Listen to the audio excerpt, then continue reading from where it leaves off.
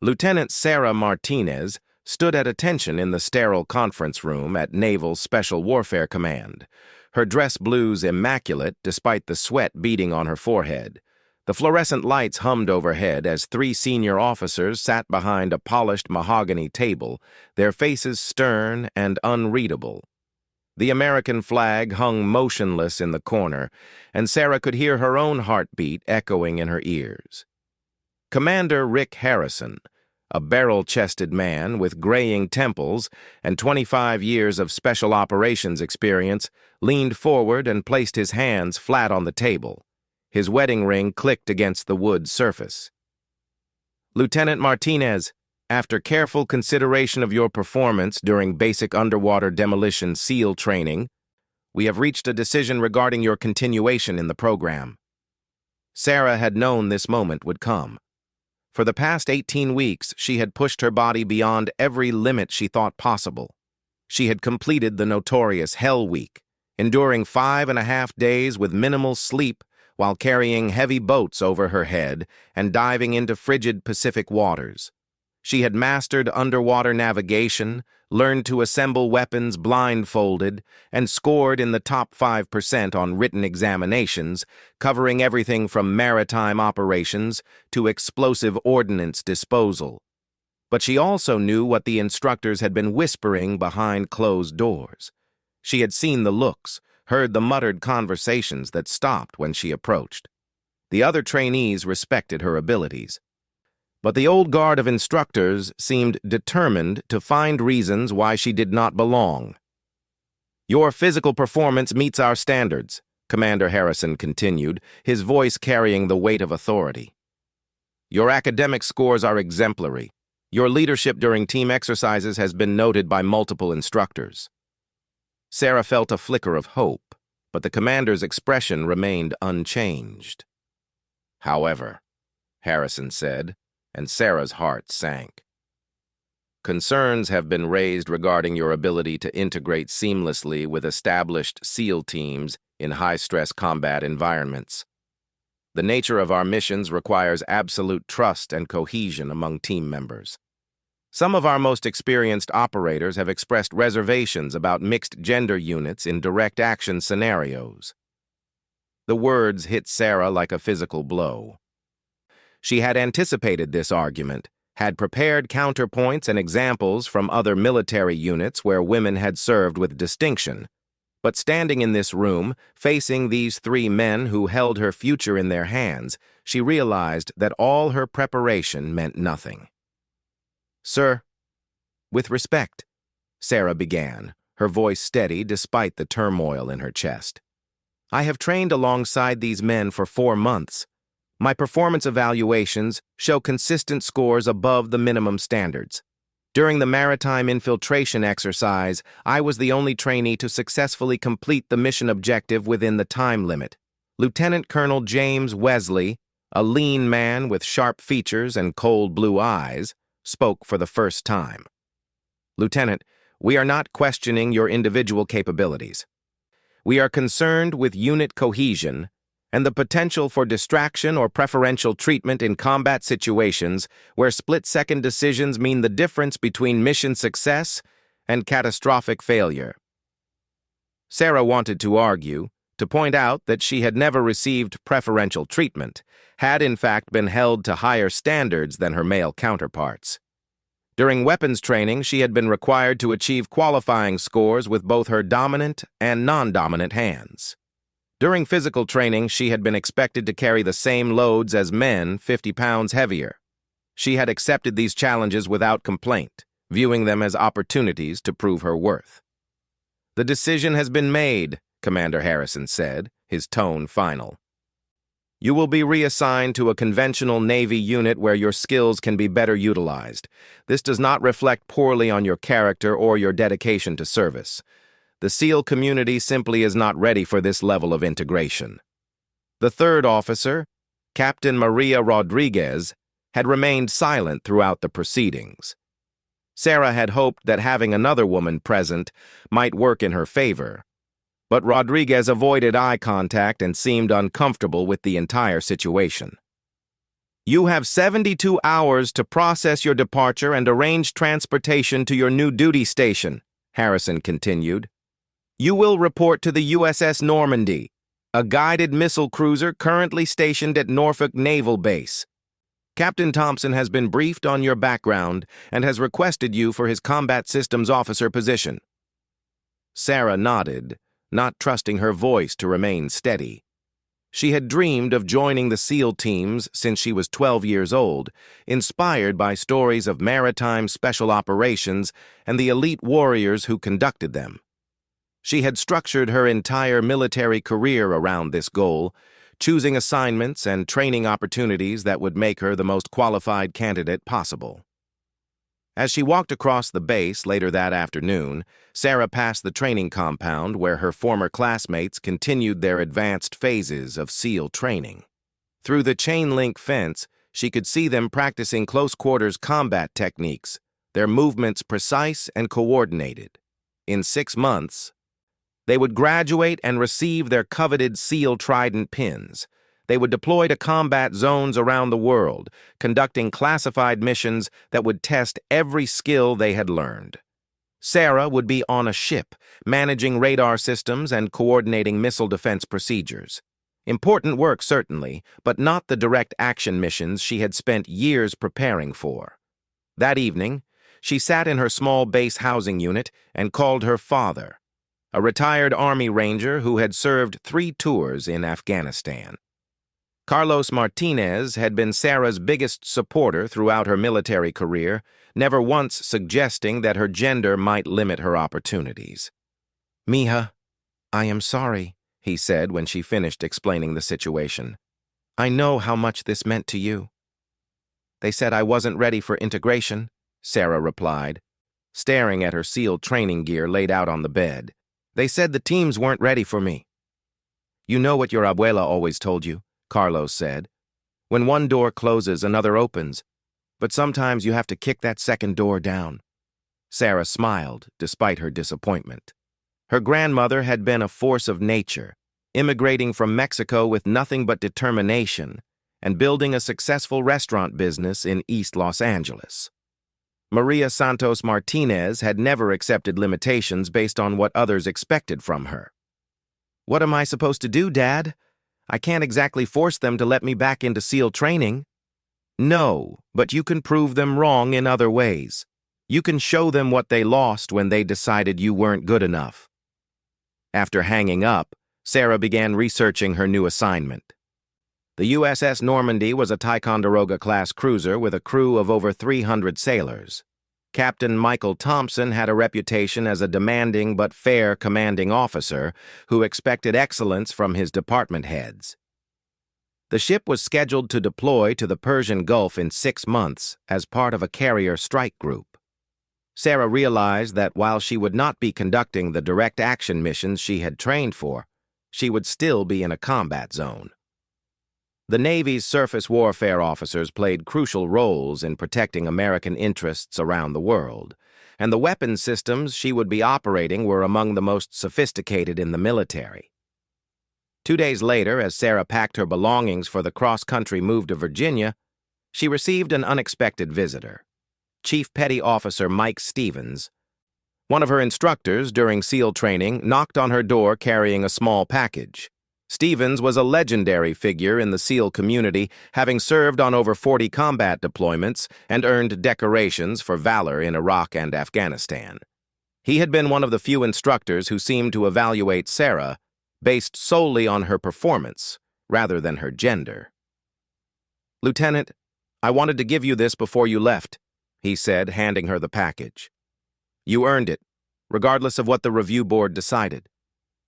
Inside was a SEAL training class photo showing all the trainees who had begun the program together. Sarah was in the front row, her face determined and focused. Written on the back in Stevens' handwriting were the words, "To the toughest trainee I ever had the privilege to instruct. The team's loss is the fleet's gain.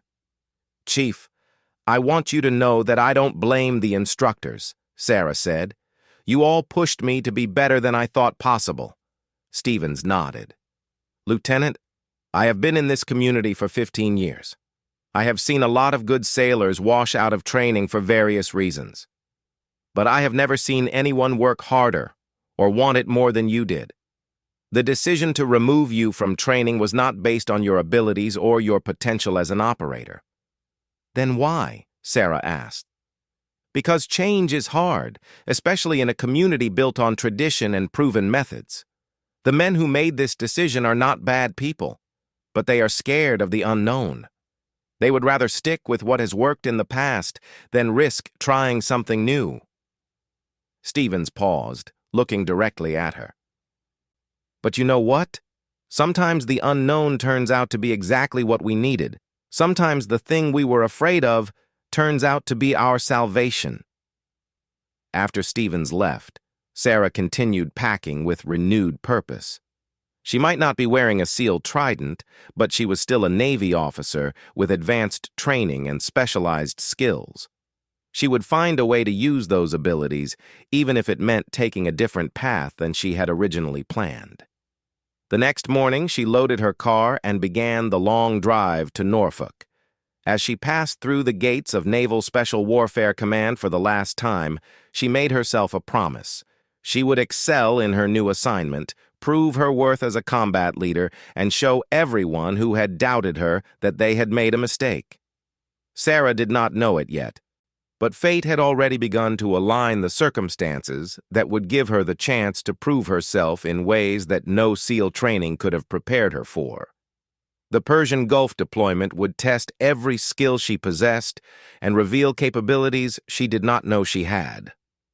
In 12 months, when she returned to the United States, the rifle she carried would tell a story that would shock the entire special operations community and force them to reconsider everything they thought they knew about women in combat roles. But for now, she was just a disappointed naval officer driving toward an uncertain future, carrying the weight of broken dreams and the unshakable belief that she had been meant for something more than conventional assignments. The highway stretched endlessly ahead, leading toward a destiny that would prove her father's words prophetic. When one door closes, another opens. Sometimes you just have to kick it down. 6 months after arriving at Norfolk Naval Base, Lieutenant Sarah Martinez stood on the bridge of the USS Normandy as the massive cruiser cut through the dark waters of the Persian Gulf. The ship's combat information center hummed with activity below her feet, where sailors monitored radar screens and tracked potential threats across hundreds of square miles of ocean. As the combat systems officer, Sarah commanded a team of 32 highly trained technicians responsible for operating some of the most advanced weapon systems in the United States Navy. Captain Michael Thompson had been skeptical when Sarah first reported aboard. Her SEAL training background was unusual for a surface warfare officer, and he wondered whether she might be disappointed with conventional Navy assignments after experiencing the elite world of special operations. Those concerns had evaporated within weeks. Sarah attacked her new duties with the same intensity she had brought to SEAL training. She memorized every technical manual, learned the capabilities and limitations of every weapon system, and pushed her team to achieve performance standards that exceeded fleet averages. During pre-deployment training exercises, her department had successfully engaged and destroyed simulated targets at ranges that impressed even veteran weapons officers. "Contact bearing 270, range 12 nautical miles," came the voice of Petty Officer Rodriguez from the radar console. Profile indicates fast attack craft, possibly Iranian Revolutionary Guard. Sarah moved to the tactical display, her trained eyes quickly assessing the situation. The USS Normandy was escorting a convoy of merchant vessels carrying humanitarian supplies to Kuwait, a routine mission that had become increasingly tense as Iranian forces stepped up their harassment of commercial shipping. "Captain to CIC," Thompson's voice crackled over the intercom. "I need an assessment on that contact." Sarah keyed her microphone. "Sir, contact is maintaining high speed on an intercept course with the convoy. Based on radar signature and current position, assessment is Iranian fast attack craft, likely testing our response protocols." This had become a familiar pattern over the past 2 months. Iranian forces would approach American vessels and convoys, probing for weaknesses and gathering intelligence on response times and procedures. Most encounters ended with the Iranian craft breaking off when challenged, but tensions had been escalating steadily. "All stations, this is the captain," Thompson announced over the ship's communication system.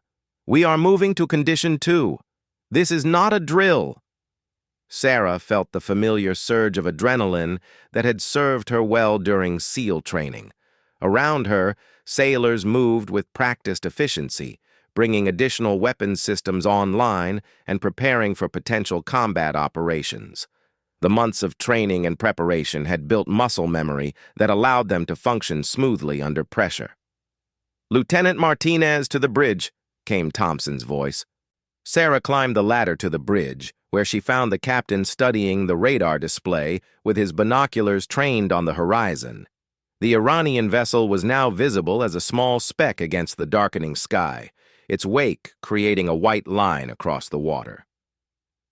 "Lieutenant, I want your assessment of our defensive capabilities if this situation escalates," Thompson said. "Your SEAL training gives you a different perspective on tactical situations." Sarah appreciated that the captain valued her unconventional background rather than viewing it as irrelevant to surface warfare. She studied the tactical display, considering the Iranian craft's speed and position relative to the convoy. "Sir, if they maintain their current course and speed, they will be within weapons range of the lead merchant vessel in 14 minutes. Our defensive systems can engage at twice that range, but rules of engagement require them to demonstrate hostile intent before we can take action." Thompson nodded. "What would you do if you were commanding that Iranian vessel?" The question surprised Sarah, but she realized the captain was testing her tactical thinking. During SEAL training, she had learned to think like an adversary, to anticipate enemy actions and prepare appropriate responses. "If I wanted to cause maximum disruption with minimal risk, I would approach to just outside our engagement envelope, force us to take defensive positions, then break off at the last moment. It creates tension, demonstrates their capability to threaten commercial shipping, and makes us look aggressive if we react too strongly." "And if you wanted to actually attack?" Sarah studied the display more carefully. "I would use multiple craft in a coordinated approach, overwhelming our defensive systems. A single vessel like this is either conducting reconnaissance or trying to provoke a response they can use for propaganda purposes." Thompson lowered his binoculars. "I agree.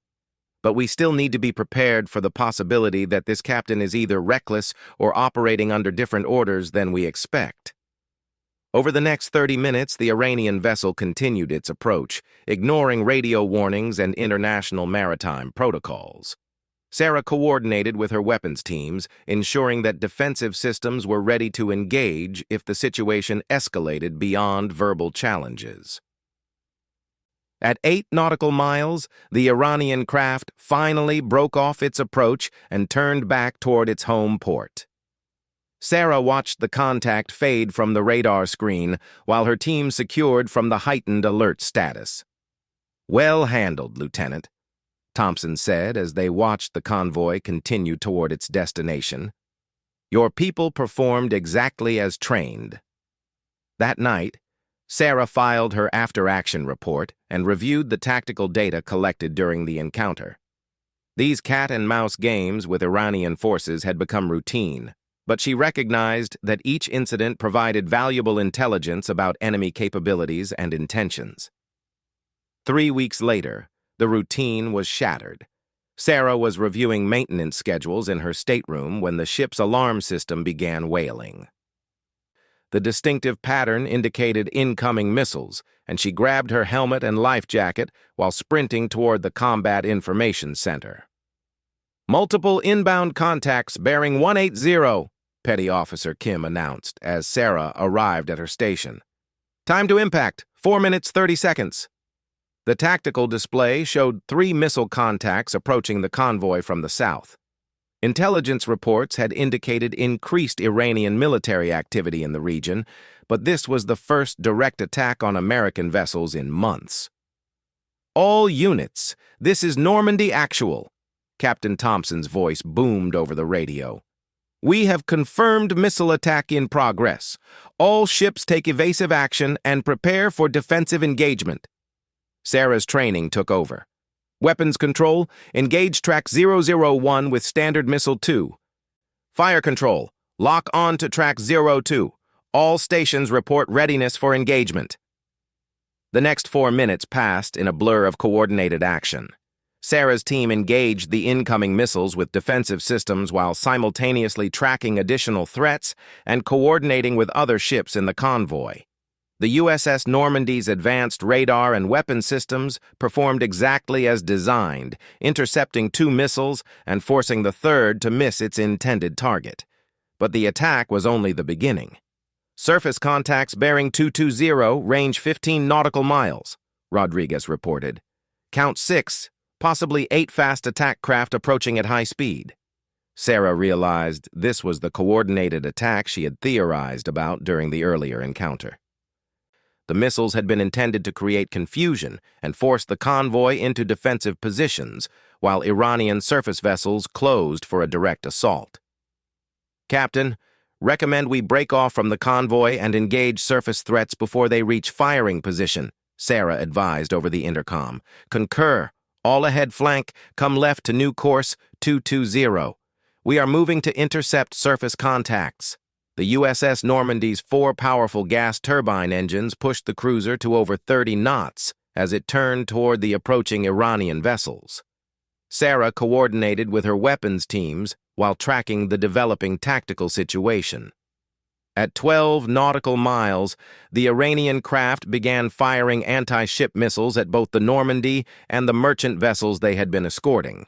Sarah's defensive systems engaged automatically, shooting down incoming threats while her offensive weapons locked onto the attacking craft. Weapons free, engage all hostile contacts, Thompson ordered. Sarah had trained for this moment throughout her naval career, but the reality of combat was unlike any simulation.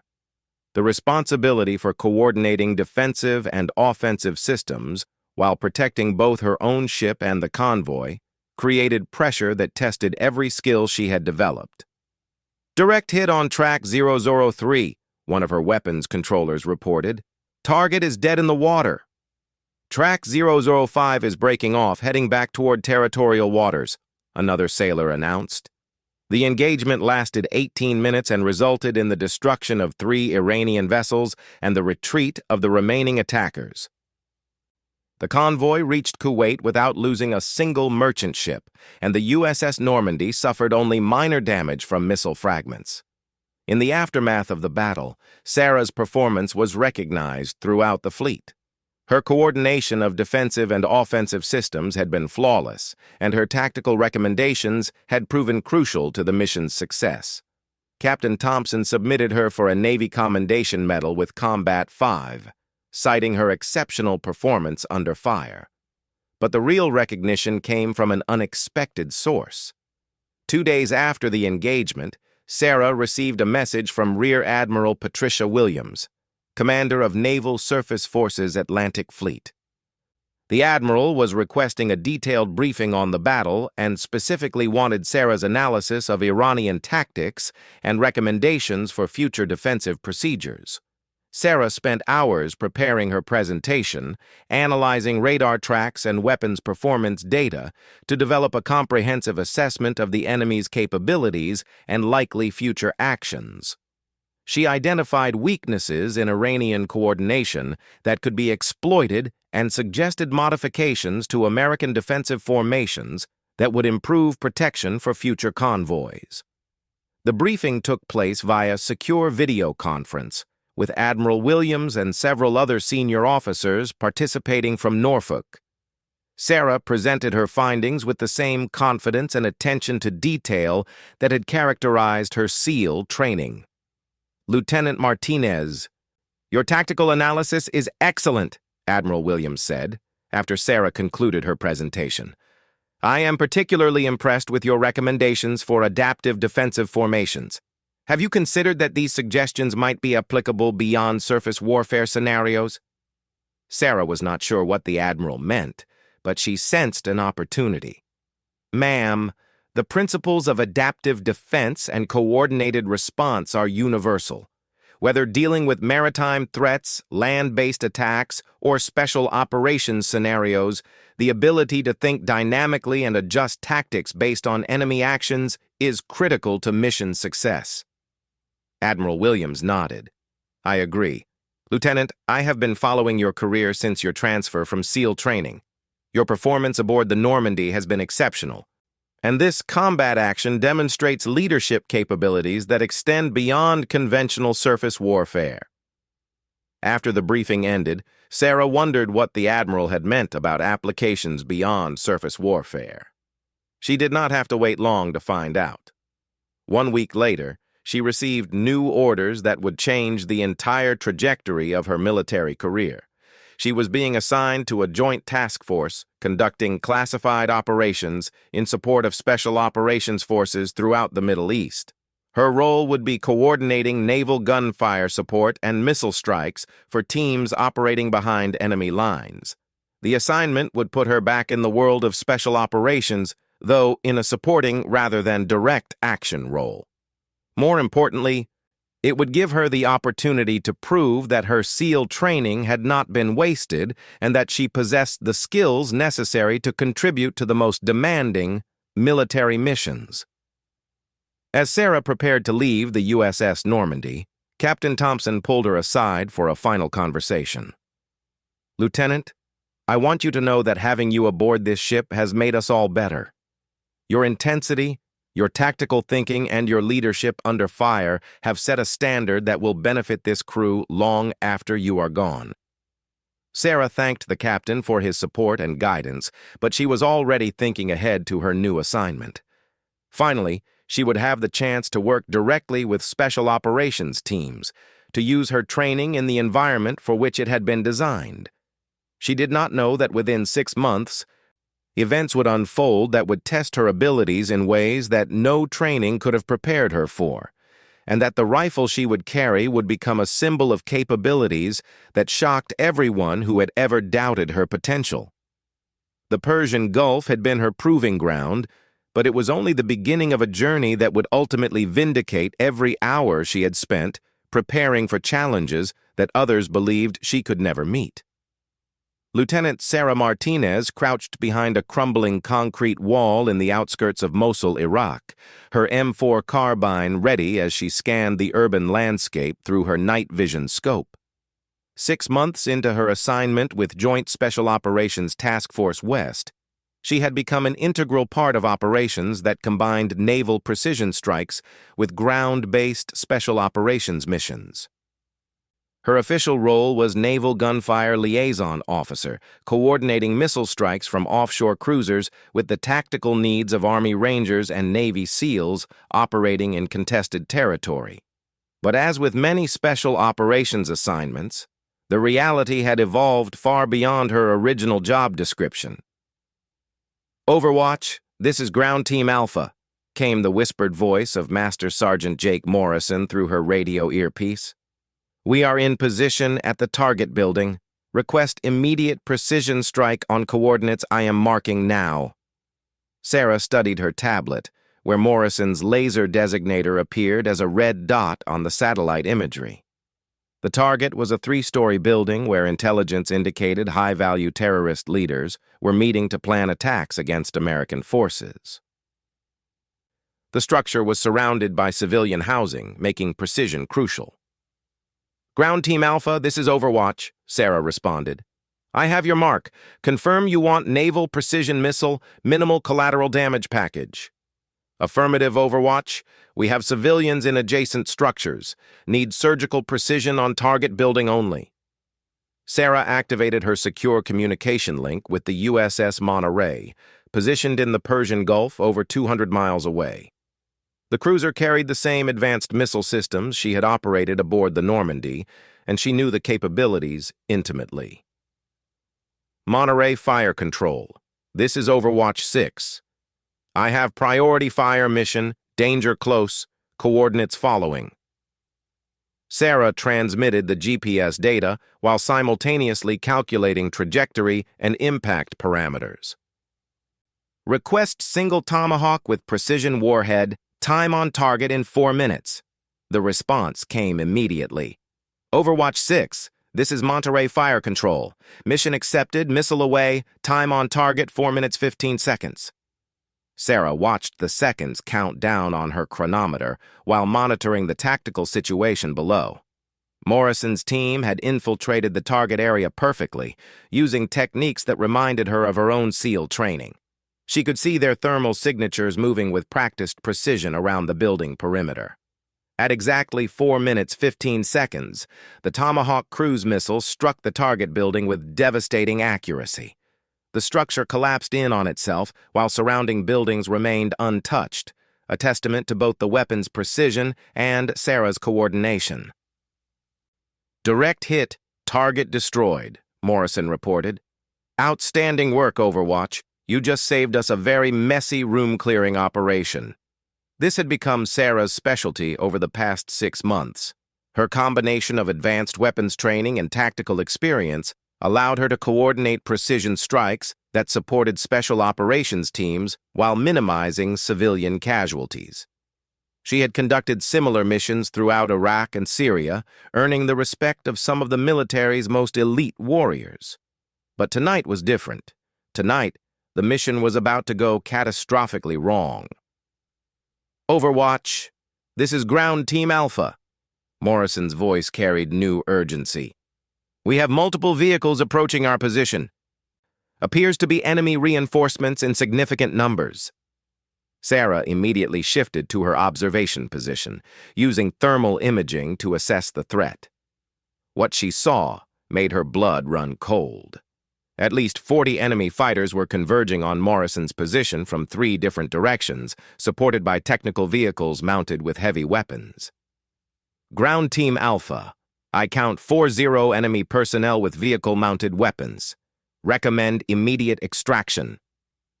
Negative, Overwatch. Our extraction helicopter took enemy fire and had to abort. We are surrounded and cut off. Request immediate fire support on all approaching enemy positions. Sarah realized she faced a critical problem. The USS Monterey had expended its immediately available precision missiles on the primary target. Reloading would take 20 minutes. And Morrison's team did not have 20 minutes. The nearest friendly ground forces were over an hour away. Monterey Fire Control, this is Overwatch 6. I need immediate naval gunfire support, all available systems. Overwatch 6, we have a 5-inch gun available, but we cannot provide precision targeting at this range without forward observer laser designation. Margin for error is too large with friendly forces in the area. Sarah stared at the tactical display showing Morrison's team trapped in an increasingly desperate situation. Enemy forces were closing from all sides, and within minutes the Rangers would be overwhelmed. She had been trained for moments like this, but her orders explicitly stated that her role was coordination and support, not direct action. Morrison, this is Overwatch. I am coming down to provide laser designation for naval gunfire. Hold your position. Negative, Overwatch. You are support personnel. Stay in your Overwatch position. Sarah was already moving. Morrison, I have the laser designator and the training to use it. You need precision fires to survive, and I am the only one who can provide them. She grabbed her laser targeting device and began moving down from her elevated position toward the combat zone. Her SEAL training had prepared her for exactly this type of movement through hostile territory, and she covered the 600 meters to Morrison's position in less than 10 minutes. Overwatch is in position with laser designation capability, she reported as she slid into the defensive perimeter Morrison's team had established in a partially destroyed building. Morrison stared at her in amazement. How did you get here so fast? SEAL training, Sarah replied simply, already setting up her laser targeting system. Where do you want the fires? For the next 45 minutes, Sarah coordinated precision naval gunfire that systematically destroyed enemy positions while protecting Morrison's trapped team. She used her laser designator to mark targets for the USS Monterey's 5-inch gun, calling in fire missions that eliminated enemy technical vehicles and infantry positions with deadly accuracy. But precision fires could only do so much against an enemy that adapted to the threat. As the night progressed, enemy fighters began infiltrating the building where Sarah and Morrison's team had taken shelter. The situation devolved into the close-quarters combat that Sarah had trained for but never expected to experience in her current assignment. "Contact left!" Morrison shouted as enemy fighters breached the ground floor. Sarah immediately shifted from her role as fire support coordinator to direct combatant. Her M4 carbine felt familiar in her hands as she engaged targets moving through the building's corridors. The skills she had learned during SEAL training took over, and she moved with the same precision and lethality that had characterized her performance during advanced combat exercises. The building became a maze of deadly encounters as American and enemy forces fought room by room. Sarah's weapon fired steadily as she provided cover for Morrison's team while they established defensive positions and called for extraction support. "Tango down, second-floor stairwell," Sarah reported over the radio as she engaged an enemy fighter attempting to flank their position. "Two more tangos moving through the kitchen area," Morrison called back. "Sarah, can you take them from your position?" Sarah had a clear line of sight through a partially collapsed wall. Her rifle spoke twice, and both enemy fighters dropped. Her marksmanship training had always been excellent, but combat conditions revealed capabilities she had not fully appreciated. "Building secure," Morrison announced 20 minutes later as the last enemy fighters were eliminated or retreated. "Overwatch, your performance tonight was extraordinary. I have never seen anyone transition from fire support to direct action that smoothly." Sarah was already thinking about the tactical situation beyond their immediate building. "Morrison, we need to move. They will bring more reinforcements, and our ammunition is running low." "Extraction helicopter is inbound, 3 minutes out," Morrison replied. "We just need to hold until they arrive." Those 3 minutes stretched into an eternity as enemy forces launched a final coordinated assault on their position. Sarah found herself engaging targets from multiple directions while simultaneously coordinating with the incoming helicopter crew to ensure a successful extraction under fire. Her rifle fired with mechanical precision, each shot finding its target as enemy fighters attempted to overrun their defensive position. The combination of her SEAL training and months of special operations experience had created a warrior capable of performing at levels that surprised even her teammates. The extraction helicopter finally arrived, its door gunners providing covering fire, while Morrison's team and Sarah boarded under intense enemy fire. As the aircraft lifted off and flew toward the safety of their forward operating base, Sarah realized that something fundamental had changed in how her teammates viewed her capabilities. 3 days later, Sarah sat in a debriefing room with Colonel David Hayes, the task force commander, and several other senior officers. Her after-action report had generated significant attention throughout the special operations community. "Lieutenant Martinez, according to Master Sergeant Morrison's report, you eliminated 17 enemy combatants during this operation," Colonel Hayes said, consulting the document in front of him. 14 with precision rifle fire and 3 with the naval gunfire you coordinated. Is this assessment accurate?" Sarah nodded. "Yes, sir. The tally marks on my rifle confirmed the direct engagements." Colonel Hayes leaned back in his chair. "Lieutenant, in 30 years of special operations, I have rarely seen performance reports like this one. Morrison describes your transition from fire support to direct combat as seamless and your tactical decision-making under pressure as exceptional. Sir, the situation required adaptation. My training prepared me for these circumstances." "Your SEAL training," Hayes said, and Sarah detected something different in his tone. "The training that a review board determined was not suitable for your continued development as a special operations warrior." The room fell silent. Sarah realized that her combat performance had reached the attention of people who remembered her dismissal from SEAL training 2 years earlier. "Colonel, I have always believed that training prepared me for situations exactly like this one," Sarah replied carefully. Hayes stood and walked to the window overlooking the base. "Lieutenant, I received a call yesterday from Admiral Williams. She has been following your career since your reassignment from SEAL training. Your performance aboard the Normandy was exceptional, but your actions during this operation have demonstrated capabilities that extend far beyond surface warfare or fire support coordination." Sarah waited, unsure where the conversation was heading.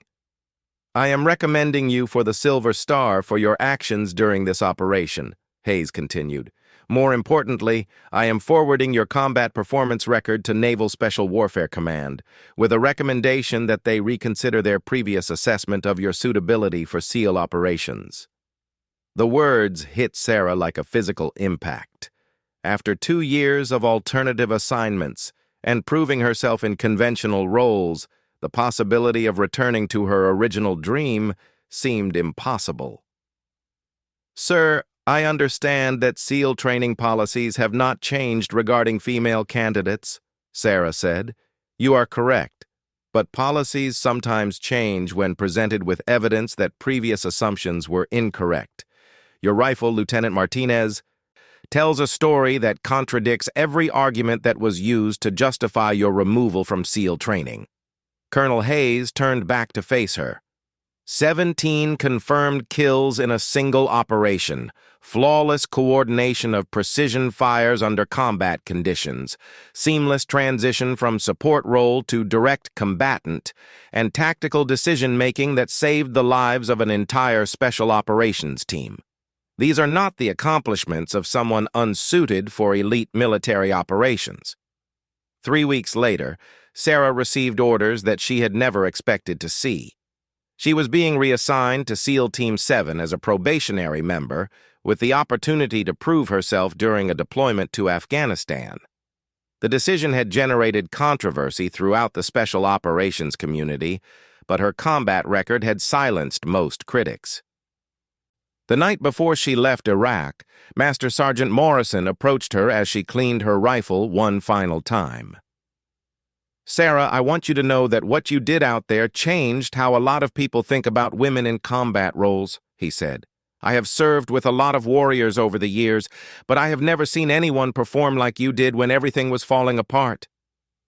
Sarah looked at her rifle, where 17 small notches had been carved into the wooden stock. Each mark represented a moment when her training, her instincts, and her determination had combined to save American lives and accomplish the mission. "Morrison, I just did what my training prepared me to do," she replied. "No, you did what the best warriors do. You adapted to the situation, made the hard decisions, and got everyone home alive. That rifle you are carrying tells the story of someone who should have been wearing a SEAL trident from the beginning." 6 months later, Sarah stood in the same conference room at Naval Special Warfare Command, where she had been dismissed from SEAL training 3 years earlier.